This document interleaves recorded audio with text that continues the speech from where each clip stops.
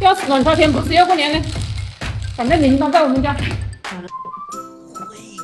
第二个的双号起杠上炮中神了，牛牛的碰拳杠上花开宝子中我2个了，我猛杠给八字节江江湖开4个中1个了，背时的是双号起中2个了。我不是在记账啊，我是在记仇。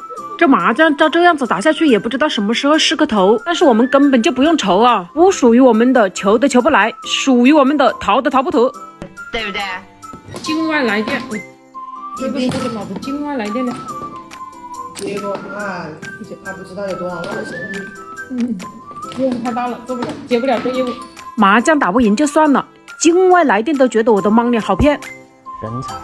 虽然骑手搬了4个挖角，但是家门口有个背时的铃铛啊，只能够做大做强啊。这牌要做大做强的话，就只能够靠4个挖机开杠。别跟我说可以搞豪气啊，我估计根本熬不到豪气听牌，就被他们小壁虎崩了。不知道你们留意了没有？八字姐一开始准备打8饼的，后面又把8饼收回去了，而且现在碰了8条，这说明什么？说明他在强熬江江湖。我们要做的就是小壁虎快速听牌，在他江江湖听牌之前把杠开了。有点道理啊。我们这摸手也还算可以啊，有人打江江湖的话，我们解决了江队的问题，那就根本不要急，该来的都在路上，摸个3条啊，小壁虎一进一听了。我的想法是先整个25条，然后去开14饼。就这么定了。老子又不缺酱，有毛病啊！既然都有将，而且都是小壁虎的话，感觉对面那个江江湖也难得做成。我们现在要做的就是坐等小壁虎听牌开杠，也不晓得哪个环节出了问题啊，自己摸不到就算了，背时的10居然也摸不到我要的牌呀！平时谁做他下手跟泄了洪一样的，我做他下手跟便秘一样的。真的假的呀？这手上有杠的牌，小壁虎一进一听，硬是摸了这么久都没进账，这说不定是好事啊！我们可以慢慢摸，慢慢拖，拖到他们用小壁虎解决了，我们就解脱了。你们就看这牌数恶不恶心？居然打了2个3万，一个6万，你们就说这麻将要什么技术？我觉得我的打法没问题，全是牌数，全是运气，跟我的技术没有半毛钱关系。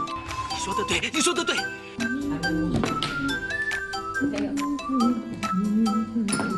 良心打嘛，就把8饼留了一手。2条。你能不能把酱给我？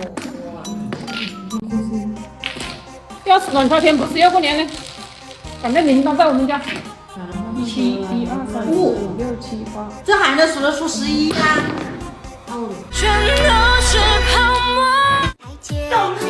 你们以为这是最造孽的？No， 还有更造孽的。我每次胡牌鸟就劈叉，一放通炮他就神了。还好那个江江湖差1张。双手合十，念念有词，求好运天